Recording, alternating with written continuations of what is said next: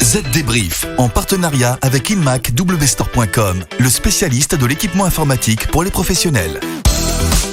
Bonjour tout le monde, nous voilà de retour pour un nouvel épisode du Z-Débrief. Cette semaine, vous allez une nouvelle fois tout savoir sur l'actualité de la transformation numérique.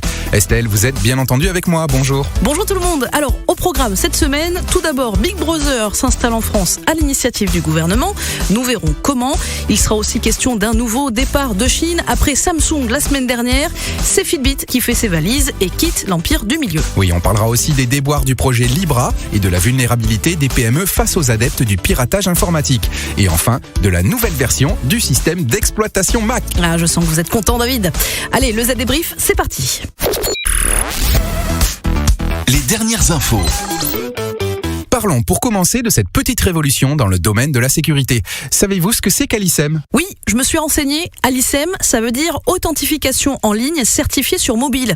C'est un outil de reconnaissance faciale créé par le ministère de l'Intérieur français et l'Agence nationale des titres sécurisés. Et oui, mais ce que vous ne savez peut-être pas, c'est que les autorités françaises ont décidé de l'utiliser dès le mois de novembre, et ce, malgré les critiques de la CNIL et des associations.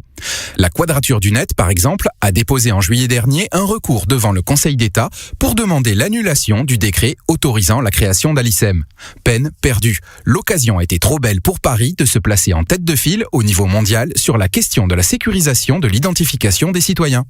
La France va donc rejoindre le club très fermé des États souhaitant doter leurs citoyens d'une identité en ligne, à l'image de Singapour. Et la mise en place d'Alicem devrait permettre, via le recours à la technologie de reconnaissance faciale, d'accéder aux services publics sur la plateforme France Connect. Problème, Alicem ne peut être installé que sur les smartphones Android. Oui, mais la création d'un compte n'est pas obligatoire, elle reste juste fortement conseillée par les autorités. Elles y voient ainsi un moyen pour le citoyen de prouver son identité sur la toile de manière sécurisée face aux tentatives d'usurpation d'identité. Maintenant, voici le dernier impact de la guerre commerciale que se livrent les États-Unis et la Chine, David. Fitbit, le fabricant de bracelets connectés, vient d'annoncer la relocalisation de sa production en dehors de Chine à partir de janvier prochain. Pourquoi ?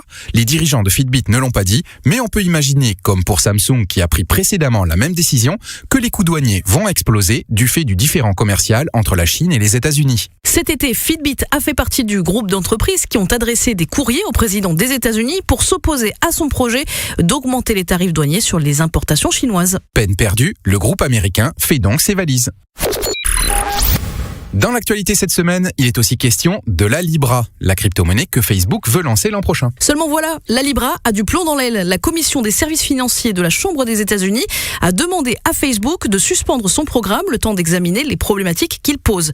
Le 23 octobre, Mark Zuckerberg devra même répondre en personne aux questions de la commission de la Chambre. Et de l'autre côté de l'Atlantique, on est aussi sceptique. Bruno Le Maire, le ministre français de l'économie, estime que la Libra représente des risques pour les consommateurs et les entreprises et qu'avec cette crypto-monnaie, la souveraineté monétaire des États est en jeu. D'ailleurs, les régulateurs européens se sont engagés à empêcher l'implantation de la Libra jusqu'à ce que les préoccupations en matière de protection de la vie privée soient résolues. Pire, en début de semaine, PayPal a annoncé qu'il se retirait du consortium Libra Association, chargé d'assurer la gouvernance de la crypto-monnaie. Des rumeurs soutiennent également que Mastercard et Visa pourraient aussi revoir leur implication. La mise sur le marché de la Libra risque donc d'être très compliquée. Et vous, la Libra, ça vous intéresse ? Ça vous tente ? Dites-le nous sur zdnet.fr. Dans quelques instants, on va parler piratage. On se retrouve juste après la pause. Savez-vous que le support technique des PC sous Windows 7 s'arrêtera en janvier 2020 ? Prenez une longueur d'avance et changez dès maintenant pour un PC nouvelle génération équipé de Windows 10 Pro. Plus rapide, plus léger, plus sécurisé, vous avez la garantie d'un PC vraiment plus performant. Retrouvez le PC adapté à votre activité professionnelle sur InMacWstore.com. Le chiffre marché. 66%, c'est la proportion des PME qui aujourd'hui se disent victimes d'attaques de la part des pirates informatiques. C'est en tout cas ce que révèle une étude publiée cette semaine. Pire, aux États-Unis, ce sont 69% des organisations qui déclarent avoir perdu des renseignements de nature délicate sur leur entreprise ou sur leurs clients au cours des 12 derniers mois, soit une augmentation de 50% par rapport à il y a 4 ans. Les formes les plus courantes de cyberattaques auxquelles ces PME doivent faire face sont l'hameçonnage, dit aussi phishing, le vol ou la compromission d'appareils. Et le problème, c'est que ces PME ont du mal à savoir comment réagir. Plus de la moitié d'entre elles investissent jusqu'à 18,4 millions de dollars dans la cybersécurité. Et elles admettent malheureusement ne pas savoir à quel point leurs outils sont performants et efficaces. ça peut toujours être utile. Allez, cette dernière partie, elle est pour vous, David. Vous, le grand fan des produits Apple. Dites-nous tout de la nouvelle version du système d'exploitation pour les Mac. Eh bien, macOS 10.15 Catalina vient effectivement de sortir. Alors, mes préconisations, sachez que pour l'avoir testé, Catalina, c'est pas mal. Je n'ai pas rencontré de problème majeur, mais je ne suis pas infaillible. Surtout lorsqu'il est question de bugs chez Apple. Arrêtez d'être sarcastique, Estelle. Oui, bien sûr, il va y avoir de nouvelles mises à jour mineures à télécharger dans les jours à venir, mais rien de grave. Vous pouvez bien entendu attendre si vous ne voulez pas recommencer l'opération trop de fois et bénéficier dans quelques semaines d'une mise à jour cumulative. Mon conseil, attendez, surtout si vous avez une utilisation professionnelle de votre Mac. Un autre groupe de personnes devrait à mon sens s'attendre un peu si j'ai bien compris. Et oui, les DJ et tous ceux qui ont passé du temps à édifier leur bibliothèque iTunes.